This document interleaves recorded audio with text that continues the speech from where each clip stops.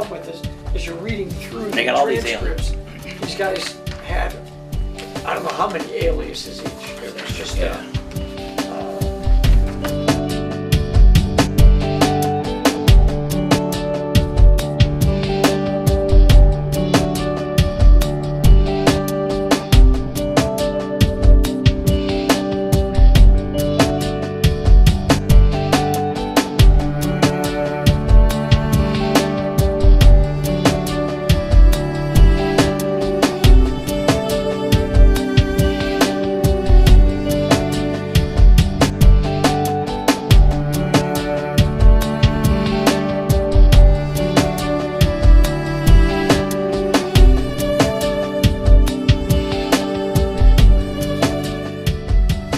cashier of the bank was killed at the same time. Gentlemen of the jury. Came in with him as far as East Liberty, but the man got out of the car. So you're shooting him. If somebody takes the money, it's insured.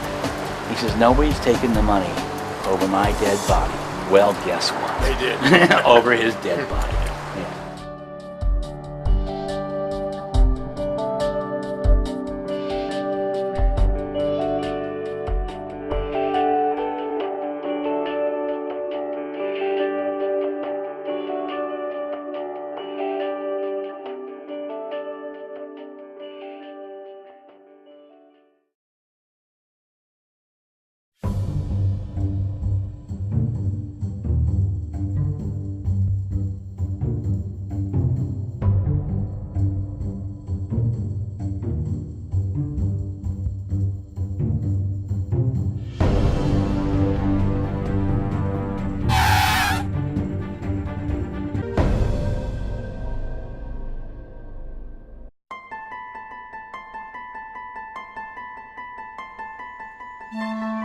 May 14th, 1917, began as a beautiful late spring day in Castle Shannon. But before the day would end, the small village would be enveloped in death and violence. That Monday morning, 4 Russian immigrants arrived in town with one intent: to rob the First National Bank of Castle Shannon. Arriving just before noon, they parked their vehicle up on Castle Shannon Boulevard across from what today is the Ice Castle. The men, already drunk from having celebrated all morning their leader, Mikhail Titoff's birthday, walked down the street heading towards the bank. The leader, Mikhail Titoff, handed each of the men a pistol. And as he did, he said, "This is the plan. When we get to the bank, I'll go in first, and then you follow." As the men entered the bank, they immediately began firing at the employees.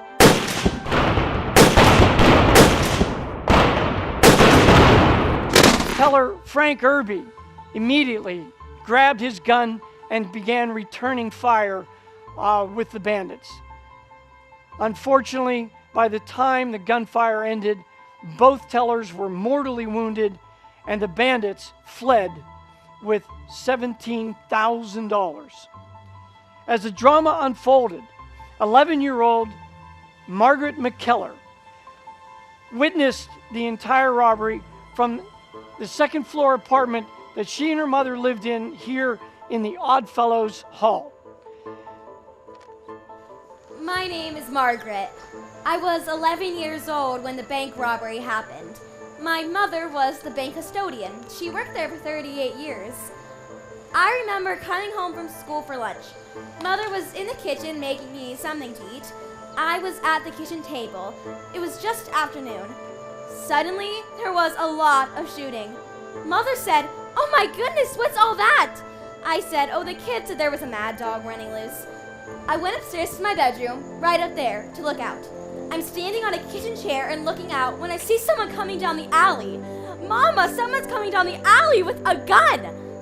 I could see everything. I think the bandits were surprised. They didn't expect to see so many people coming down the streets and alleys with guns. The girl across the street from the bank was Agnes Carlisle. She was 17. She went home every day for lunch. You see, she worked as a clerk in the grocery store right next to the bank.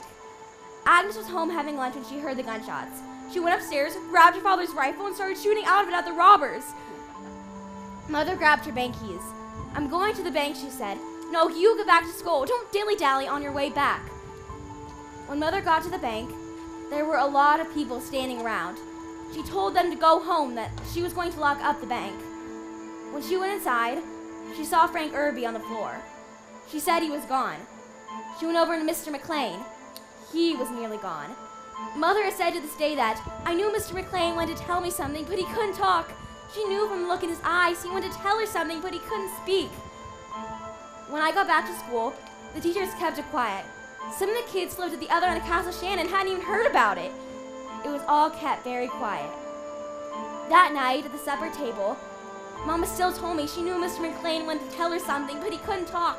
She knew he wanted to tell her something, but he couldn't speak. It was very, very hard. Mother didn't think Mr. Irby exchanged shots with the robbers, but she knew Mr. McLean had. He always said, "If they rob the bank, I'll fight. I'll go down fighting." Mama told him it wasn't worth it. The money could be replaced, but you can't be. Mr. McLean had 3 children who became orphans that day. Leading a small posse toward the bank was the Justice of the Peace, George Beltuber. Stay right there. What do you see up there? Anybody in there, George? I'm George Beltuber. I'm the Justice of the Peace for Castle Shannon. I was eating my lunch around noon on the day of the robbery at my house. My house is about 300 feet from the bank. Around 12:30, I headed across the track back to the office. I had some hearings around 1. As I headed across the tracks, this woman runs up to me and says, "Good God, George, there's some men robbing the bank." Well, I ran across Washington Avenue, a vacant lot, and across the tracks and up the steps of the bank. I go up to the door of the bank, and I look to the door, and I see men coming out of a small room in the back. They were shooting. It sounded like a shooting gallery to me. So I went down the steps about 6 feet from the door and took up position. Well, first one came out, then 2. They had pistols. I couldn't tell what kind. I couldn't say if it was an automatic. I couldn't say it was a Colt. I don't know what kind of weapons they had. They moved too damn fast for me. Well, I raised my shotgun. I brought it along with me. And I aimed at them and I said, "Throw your hands in the air, you sons of bitches." And then I pulled the trigger. Nothing happened. The gun was empty. But it wasn't my fault. I got the gun from John Malco down the street. Well, they started firing at me, and I stayed as long as I could, but it was getting a little bit too warm, so I left. I went around the corner to the alley by the bank, and then I don't know what happened. When I came to, my nose was bleeding, and I had a bump in the back of my head. Folks said that I got hit by a sack of coins or gold or something. And it was something. My nose was broke. I run down to my mom's store to get my shotgun. They was telling me I shouldn't go with them, but I said no, I'm going with the boys. So I run down to the track and I holler for some automobiles. Well, a fellow named George Loughlin, the funeral director, came up with the machine and we all piled into it. They asked me, "What are we going to do if we come up on them?" And I said, "Shoot, and shoot to kill." Throw up your hands, you sons of bitches!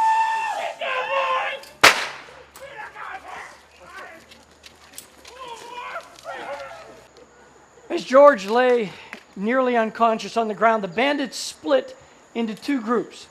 2 disoriented men ran towards the golf course, while 2 made their way towards the getaway car. They would endure a running gauntlet of gunfire as almost every man in town came out with their guns firing.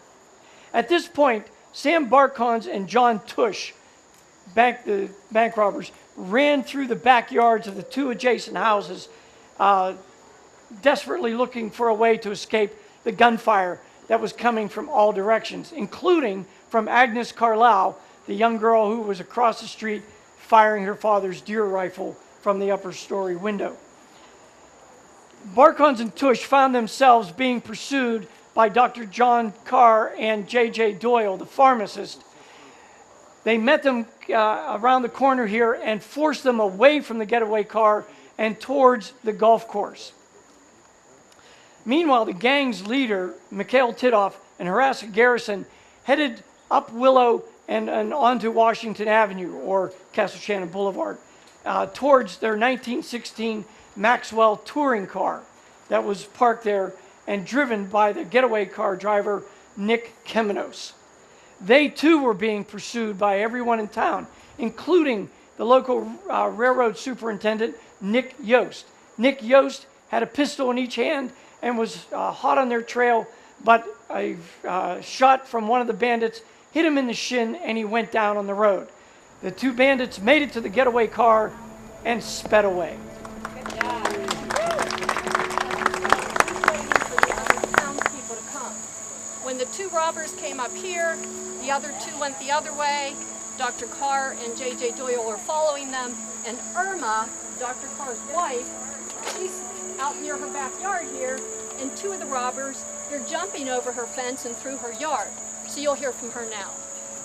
My name is Irma Carr. I live at the corner house on Pine and Poplar Streets. My husband is Dr. John Carr, who chased the robbers into the woods behind the golf course. It was shortly after noon. I was in the back part of my yard, and I saw two men go over a fence about 25 yards from me. I heard shots and ran to get the dog in. I thought they were chasing mad dogs. And when this man, the fat one, got to the top of the fence, I called to him. "What was the trouble?" I asked. He didn't speak. He just turned and pointed his gun at me. I ducked inside as quick as I could. They both dropped down off the fence, into the alley, and up the back of my lot. And after that, I didn't see them. The man in the lead was carrying a sack. The other one, the fat one, was running a ways behind the first man. I went inside to get out of the way as fast as I could. When I looked through the window, I saw my husband running up the alley after these two men with a gun in his hand. He ran past the house and I didn't see where he went. He told me later he had followed the two men up Pine Street towards the golf course. He said he fired 3 shots and thought he had shot one of the men. John said the evidence of Dr. Schildecker at the coroner's hearing was proof he hadn't shot the man. John said he would have shot the man on the left side. Dr. Schildecker said the entry wound on the fat man was on the right side of the head. After John passed by the house, I could hear people screaming and yelling as they ran up the street past my house toward the golf course. A lot of them were screaming, "Kill him!" Others were yelling, "String him up!" On fire! We're getting on fire now! Shoot yourself! Go to hell!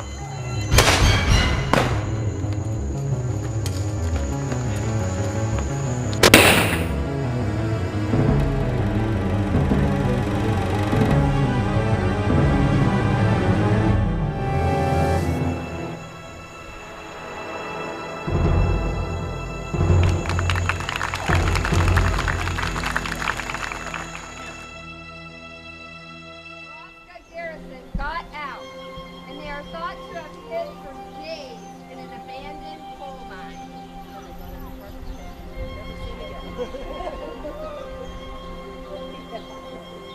Hello. My name is Nick Kemenos and I'm from Russia. I came to the US in 1907. I left a wife and 2 children behind. I worked as a millwright for 10 years for a cement company in Pittsburgh. Now, on May 11th, 1917, 2 Russian friends and the third man approached me at the garage where I kept my machine, a 1916 Maxwell. Now, the third man, Mikhail Titov, wanted me to take him and some other men to a mine on the south side. "Can you take us to a mine? 4 of us would like to go to a mine to obtain work," he said. He said they would only be gone for a few days, but they still needed some assistance to get them to the mine. I told them I can take him if they pay me. He asked how much I did want. I said $7, but they need half of it now. He said, if I'm going to give half of it to you now and half of it on Monday, I might as well give it all to you now. And he did. Then he told me where to meet him, under the bridge on 5th Avenue. Now, when I showed up, he told me to wait 5 minutes. He said other men were coming too. Then he returned with 3 others. They sat in the back seat, Tito sat next to me, and told me where to drive. Now, after 10 minutes, they said, stop here. I did, and they all got out and went into a saloon. They told me to stay with the car. After about 20 minutes, they all came out, and Titov, the leader, I guess, told me to continue driving. The men in the back seat, they talked amongst themselves. I could not hear them. The machine makes a lot of noise. Then they told me to park, and they all got out and said, we'll be back in 5 minutes. They went straight out and around the corner, and I waited in my machine, resting, until they came back. Now, while I was lying there, resting, I was resting.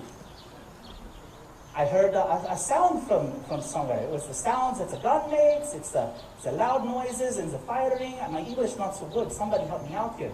What is the word? Bang. Not the bang. It's close to the bang. It's the sound the gun is making. Shooting. Thank you. Yes, gunshots. I heard the gunshots.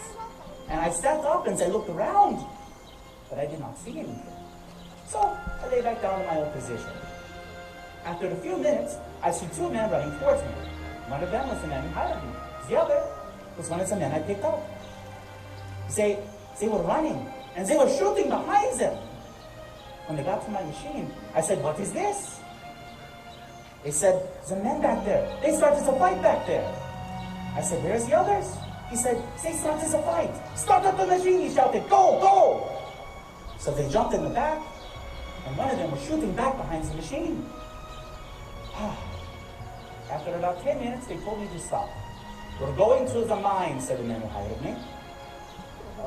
Okay, I take you, I said. We're getting off now. When I asked what had happened back there, they all said, those sons of bitches caused the trouble. They caused the trouble. I told them again I would take them to the mine, and then one of them said to me, the way you drive, I think I'd rather walk. So I stopped and I let them get out. Now, as I was driving home, a machine came up from behind me and signaled. You know, the automobile signal to pass, to pull to one side.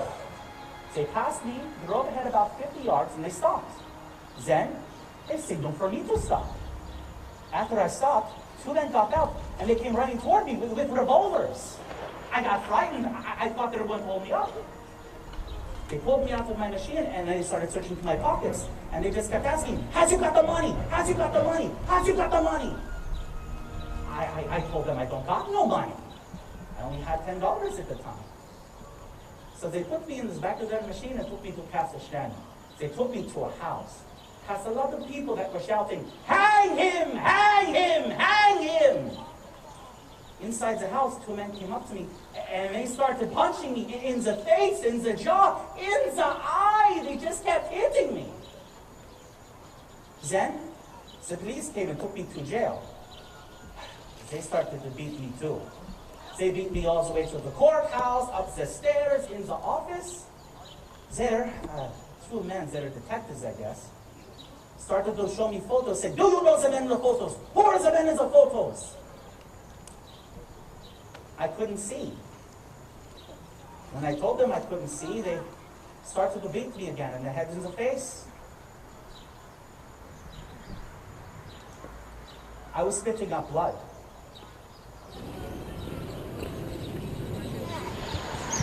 Okay, so this concludes the walking part of our presentation. If you guys want to find out what happens next, everybody's invited to the school at Myrtle at 8:15 to watch the trial. And until then, you can enjoy some of the events down here. Thank you for coming.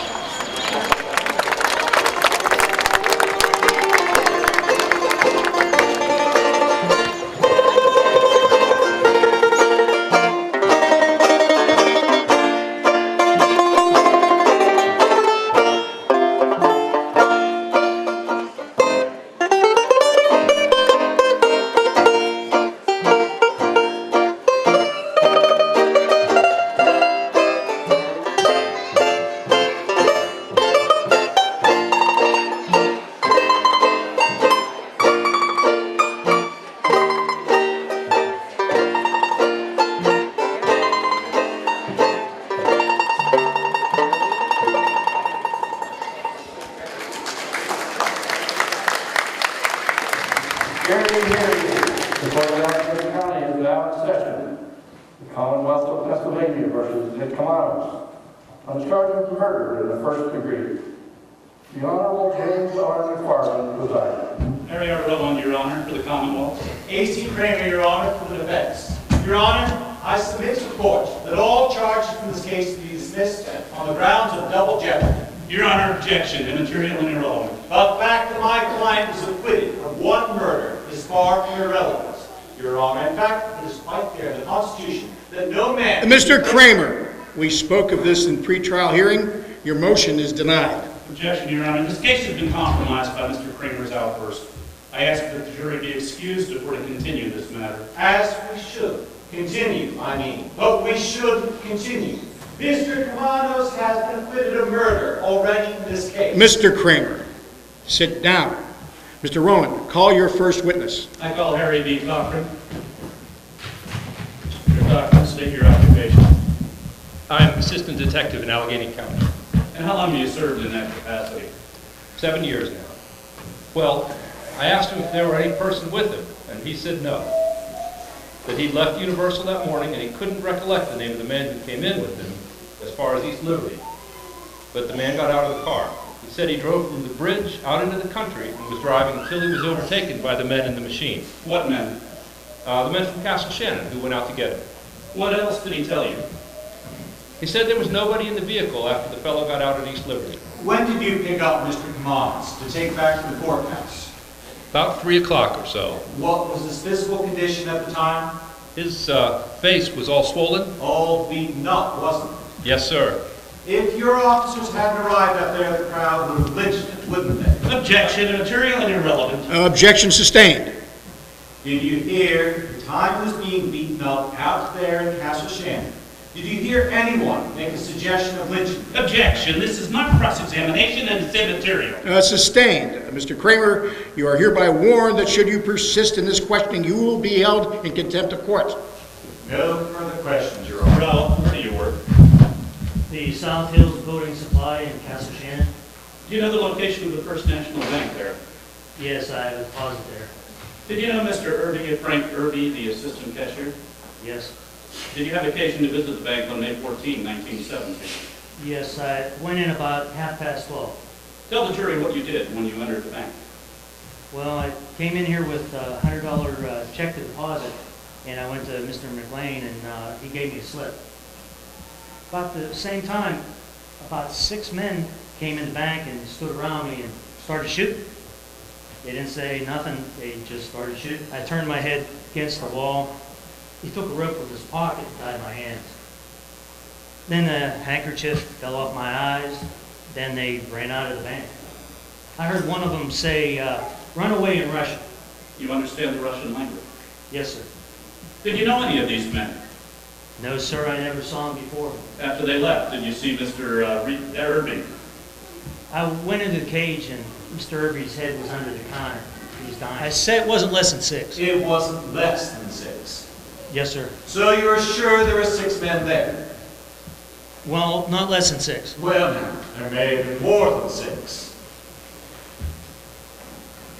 Not more than 6. I'm sure it was 6. Well, in other words... Objection, Your Honor. Counsel for the defense is badgering the witness. No, Mr. Rowe. Counsel for the defense is just trying to get the facts. Were there 6 robbers, 5 robbers, 7 robbers? Well, it was less than 6. I'm sure it was 6.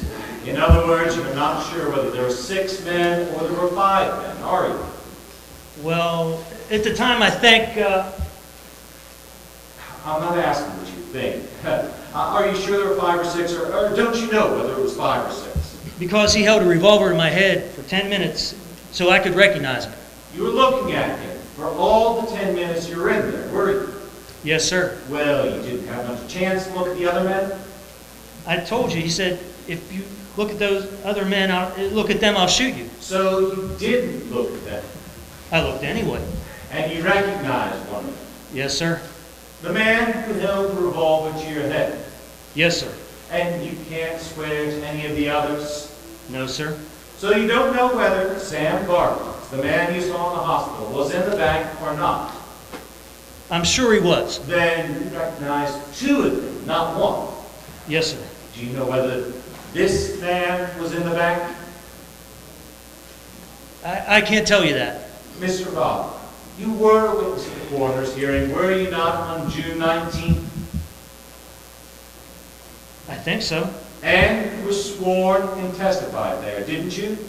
I think so. And you were asked if this was one of the... Now wait, I will ask you to read the question and answer to the witness. At the time, you were sworn in as a witness in the inquest down there. This man was down in the morgue building, wasn't he? I don't remember whether I was there or not. You don't remember whether you were there or not. And don't you remember that you were a witness and sworn there? And don't remember if this man was present? I don't remember that. You don't remember that? Mr. Belsuber, do you hold any official title? Justice of the Peace. Do you remember where you were around noon on May 14, 1917? I was at my house having lunch. Did you visit the bank around noon that day? I left the house around 12:15 to go back to my office. I had a couple of hearings at 1 o'clock, but I didn't get to my office. Why not? Mrs. Harry Chandler came out on the street and says, "My God, George, come quick! They're robbing the bank!" Me like a shooting gallery. After I looked in, I stepped back towards the bushes. Did you see the men come out of the bank? Well, one man came out, and then two came together. Can you identify any of those men here? Right there's the first man who came out of the bank. Do you mean the defendant sitting there? That man sitting at the table. Well, I had grabbed a shotgun from somebody. So I stood my ground and I aimed it at them. "Stop right there, you sons of bitches!" Well, when I fired my shotgun, it was empty. Now, the two fellows who came out together leveled their guns at me. Now, I stayed as long as I could, but it got a little too hot and I left. As I went around the corner, I don't know what happened. To be candid about it, when I came to, my nose was bleeding and I had a bump on the back of my head. And when you came to, Squire, where did you go? I went to my mother's store. I grabbed my shotgun and I went to the streetcar tracks and I hollered for someone to bring an automobile. Now, Edward Laughlin, the undertaker, he brought one. So I got in the machine and the boys say, "Well, what do we do if we run on them?" And I says, "Shoot. Shoot to kill." Did you see any others come out? No, it got too warm and I went to the back end of the bank. If you didn't see them come out, you don't know how many were there. I told you there was 3 come out of the bank. 3 was all you saw. Yes, sir. Do you know those 3 men? No, but I recognize him. There was the man who killed himself, the man that we found in the woods near the golf course, and this man here. They rushed out right toward you. Oh, they went right on through. They turned to the left and went up the alley. Well, who came out first? That man right there. And you ran to the rear, ran into the men there. I didn't say that. They ran past me and I got struck. Parkins, who had tried to commit suicide by shooting himself through the roof of his mouth, had pled guilty and had been sentenced to death by electrocution. I call Sam Barkins. Mr. Barkins, you were one of the defendants in this case, were you not? Yes, sir. And you pleaded guilty, generally to the charges. Yes, sir. Do you know Nick Thomas? No, sir. I don't know him. Did you know Mike Teton? Yes, for about 6 years. Did you know Horasco Garrison? I boarded with him on 5th Avenue. Do you know John Tush? Yes, he boarded with Mike. Do you remember seeing this man, Nick Kamanis, on May 14th of last year? Yes, sir. I saw him when he came with his automobile. I saw him that day. Who was in the automobile with him? Mike was sitting with him. Mike Titoff, you mean? Yes, sir. You were standing on the street with Tush and Horasco when you saw him, correct? Yes, and Mike says, "Come on in the automobile with us." And then where did you drive to? To the south side. And did you go to any place on the south side where the machine made a stop? Yes, sir. Mike said stop here at the saloon on south side. And then what did any of you do when you got to the saloon? It was Mike's birthday. He was treating us to drinks. Who do you mean by all of you? Horasco, myself, and Tush. Did Kamanos go into the saloon? No, sir. How long were you in the saloon? For about 20-25 minutes. Did Tito tell you anything in the saloon? No, sir. He told us not to talk in the machine. It was just the 4 of us. So Mr. Kamanos did not go into the bank? No, sir. It was just Tito, Tush, myself, and Horasco. What happened in the bank?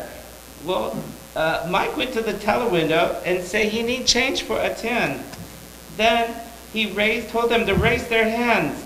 And when they did not raise, he began to shoot. What was the next you know? Well, I was asleep and someone shot me. Where were you shot? Through the mouth and out through the head.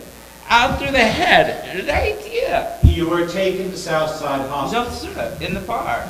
He told us not to talk about anything when we got back in the machine. And you say you don't know where you were going when you got back in the machine? No, sir, and not until we got out of the machine and began walking. And Mike said we were going to rob the bank. What is your name? Nick Kremeros. Did you ever go by any other name than Nick Kremeros? At no time. Where were you born? In Russia. When did you first come to the United States? In 1907. Where do you work? The cement works in Universal. You are the owner of an automobile. Yes, sir. A small automobile. Do you remember being in Castle Shannon on Monday, May 14th? Yes, sir. Friday, 3 men came to the shanty to me and asked me to take them to the mine. They wanted to get a job. Did you know these men? 2 men I knew, but 1 I didn't know. The man you didn't know, had you ever met him before? I had not. Tell the court what this man said, the man you had never met before. He says, "Will you take us to a mine? 4 of us like to go to the mine to obtain work." Did he say why he wanted to go to this mine in an automobile? He said there are no tracks to the mine, no streetcar. I asked him, "When am I to take you all?" He said, "Monday." I says, "All right, I will take you. If you pay me, I will take you." Did you know any of the 3 men who got in the car? Oh, no, none of them. Where did you go? Where the man in the seat next to me told me to go. You mean the boss, Mikhail Titov? Oh, I didn't know who he was. I don't know if he was the boss. He was the man who paid me. We drove for about 10 minutes and he said stop. And we stopped. And they got out and went into a saloon. Did you join them? Did you go into the saloon? No, I stayed with the machine. Did you have any idea that they intended to rob a bank? Objection calls for conjecture. Did you hear them say they intended to rob a bank? No. The only man who ever spoke was the man who hired me. He just gave me the directions where to go. Did they tell you at any time the purpose for being there in Castle Shannon? Other than the man who hired me saying they were going to the mines for work, that's all I knew. When they got out of your machine at this place, Castle Shannon, what did they say to you? Objection, repetition. The witness has already answered this question. Did you shut down your engine or keep your engine going? Oh, I stopped it. Did you leave your machine at any time? No. I leaned over in the front and was partly lying down, and I remained in that position. You say you fell asleep. Were you awakened by anything? Well, I heard loud noises. It sounded like shooting somewhere. I couldn't see anything, so I lay back down. After a few minutes, I looked up and saw 2 men running towards me. And they were 2 of the men you had taken out there? Yes, sir. The man who paid me to take them out there and another man. What were they doing when they were running towards the machine? They were running and they were shooting. What or whom were they shooting at? Oh, I can't say at whom or what they were shooting. When they got to your machine, what did they say? I says, "What is this?" And they answered me, "Why, they have a fight there." I said, "Where's the others?" He said, "The man who paid me. It is those who started the fight, caused the fight." He said, "Starts up the machine." What happened then? I started up the machine. Where do you go? Oh, I don't know. I just drove them where he told me to. The man who paid me the $7. What happened next? They told me to stop. They told me they were going to the mine. Did you take them to the mine? I did not. They says, "The way you're driving this machine, we would sooner walk." Mr. Yost, you can stand up. Was this the man? That man pulled me by the hair and then he struck me in the face. You are talking about the man who testified yesterday that you shot him in the leg, correct? Objection. Mr. Kramer's putting words in the witness's mouth. Sustained. You may sit down, Mr. Yost. Prosecution may present its closing argument. Gentlemen of the jury, on May 14, 1917, the defendant, Nick Kremeros, drove his automobile to the village of Castle Shannon. And with him were 4 other men who have been identified as Mike Titov, Stan Barkins, John Bush, and Maraska Garrison. These 4 men left the automobile and went to the First National Bank of Castle Shannon. Some of them were armed with revolvers, and they went there for the purpose of robbing the bank. The men who went into the bank shot the cashier, Daniel McLean, and the assistant cashier, Frank Irby, killing them both. The defendant is on trial for the murder of Frank Irby. The 4 men ran up from the bank, who were heading toward the golf course, and the others were heading back to the automobile, where Camanos was instructed to start the car because there was a fight back there. If the defendant was with the men in the bank, he's guilty. Squire Beltsuper, the town's justice of the peace, says Camanos was in the bank. We have testimony from witnesses who saw no one with a getaway vehicle, meaning that Mr. Camanos has ample time to go to the bank and get back to the vehicle before these two men came up the street with a crowd following.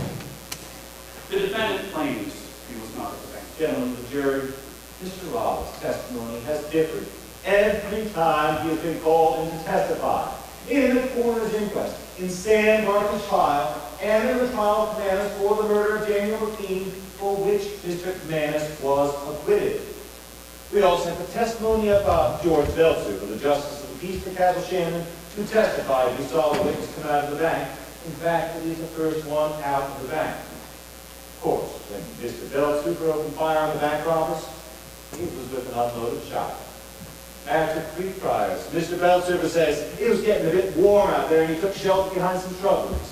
In the course of the robbers passing Beltsuper, he was cold-cocked with a bag of coins, which resulted in disorienting him and breaking his nose. Gentlemen of the jury, do your duty. And your duty is to acquit Nick Camanos, as did the jury that preceded you in the first case. Thank you. Gentlemen of the jury, the burden of proof in this case, and in any case, is on the Commonwealth to prove the guilt of the defendant beyond a reasonable doubt. The burden of proof is on the Commonwealth to prove that Frank Irby was killed. In this case, there was no testimony given to suggest that that is not the fact, that Frank Irby was killed. That Mr. Irby was killed during the commission of a robbery has not been disputed by the defense. If this defendant is guilty, he is guilty of the most serious offense, far more serious than the ordinary murder. If he is guilty, he was one of a party who in broad daylight cruelly and wickedly shot and killed in perpetration of a robbery. Under the law, that is first-degree murder, and you have no escape from that proposition. If you find this defendant guilty, you can find him guilty of nothing else but murder in the first degree. Second point I wish to affirm. If the jury believes that the defendant was simply assisting 2 men in escaping from what he believed to be a fight, then their verdict must be not guilty. This affirmed, gentlemen, if your finding is that he was not in the bank and did not know the guilty purpose of the men who went to the bank, that is all, gentlemen. Do your duty.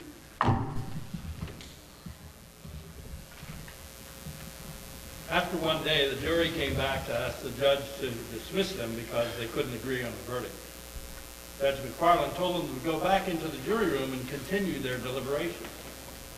The second day, the jury returned with a verdict of guilty as charged at the mercy of the court. Judge McFarland rejected that verdict too, informing the jury that there were only 2 verdicts permitted in this case, not guilty or guilty of first-degree murder. He ordered the jury back into deliberation. On the 5th day of deliberation, the jury returned with a verdict. Would the foreman please bring the verdict? Has the jury reached a verdict? Will the bailiff please deliver the verdict to the court? Will the defendant please rise? We, the jury, find the defendant guilty of murder in the first degree. Kramer then eventually appealed to the Pennsylvania Supreme Court, contending Camanos had been denied his constitutional rights under the double jeopardy clause. While awaiting his appeal in jail, Camanos contracted the Spanish flu during the epidemic of 1919 and died.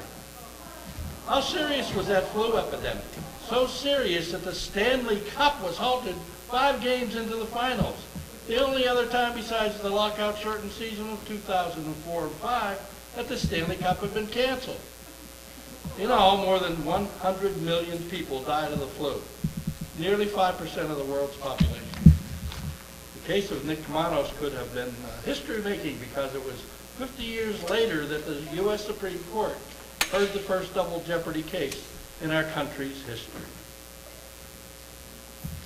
The sentence of the law is that you, Nick Camanos, for the murder in the first degree of Frank Irby, whereof you stand convicted, be taken hence to the jail of Allegheny County, whence you came, and you be taken thence, as required by law, to the Western Penitentiary in Center County, Pennsylvania, and during the week fixed by the governor of the Commonwealth of Pennsylvania in his warrant, that then and there in the building and in the manner and mode provided by law, a current of electricity shall be caused to pass through your body and continued until you are dead. And may God in his infinite goodness have mercy on your soul.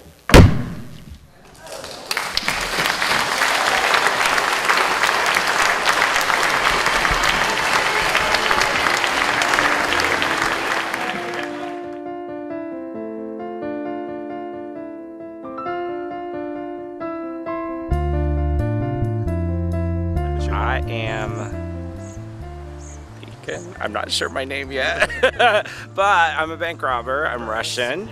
I'm learning my accent soon, and will be shooting myself. I'm going to commit suicide, but not very well. The alcohol kind of took effect and didn't work so well, so I will be in trial. You'll see me there. We having fun yet? Oh yeah. Living the dream, buddy. I am going to be one of the 4 Russian immigrant robbers. Unfortunately, I take myself out up the street. Should be fun. Keep bringing him back to life. We're about to rob 4 banks now. We keep going. More and more. Can't get enough. I'm just a bank robber named Joe Blaney. I love it. Oh my. My name's Nick Mastandra, and I'm one of the robbers that get away, head back to Russia, and spend all the money. Late to celebrate walking Back down to the the street. future. Yeah. I forgot to put everything, just leave everything in the car. It would be smarter, right? I am doing one of the newspaper boys. Okay. Excited to do this? Yes, I am. Great. Looking forward to seeing you. I'm looking forward to doing it. Tyrone Arnold. I'm gonna be one of the actors running up the street after the criminals. All right, Norm, you want to take this down? Very. Brian Kedlesik, I'm Mr. Robber. I'm Jerry, and I'm Dr. Carr, and then later on the prosecuting attorney. Norm Wash, I am playing the judge during the reenactment of the trial of the driver. I'm Sean Dugan. I'm playing George Beltsuver, Justice of the Peace in the first part, and then A.C. Kramer, the defense attorney in the second part for the trial scene. Excited to do this? Yeah. Should be fun. Don't shoot your eye out, kid. Come on. My name is Lindy Spear, and I'm playing Margaret. Okay. Who do we have here? Oh, I'm Jill, and I'm just a docent. I am Jamie Dugan, and I'm playing one of the docents. Teller Frank Irby immediately grabbed his gun and began returning fire with the bandits. After I stopped, 2 men came running at me carrying revolvers. I got frightened. I thought they were going to hold me up. So they pulled me out of the machine and start searching through my pockets. Has you got the money? Has you got the money? They just kept asking.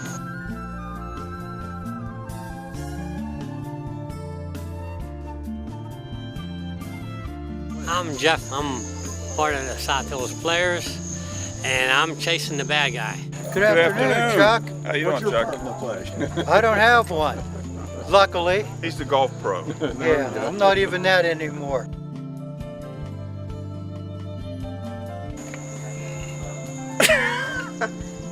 I'm playing Irma Carr, and my name is Suzanne Levinson. And I'm not talking about the second round of the longest running game show in TV history. You've all heard of the Fifth Amendment, which protects you from self-incrimination.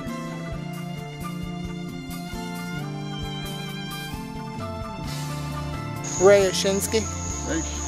I'm from Kansas. Tell me that you're the one that has the $20. I have the $20 Castle Shannon small note, $20 one. Okay, where was that found? It was found in a house somewhere around here in the Castle Shannon. A lady and an old man had it, and then the man died. The lady couldn't keep the house, so she sold it to these 2 kids, 2 older gentlemen. They started tearing the paneling down. There was an envelope, and there it was. Wow. It was the 14th note, and there were sheets of 6, so 1 to 6, 7 to 12, 13. It was the second note on the 3rd sheet. That's a treasure in itself. It's the only note out there. Wow. Then there's 1-5 out there.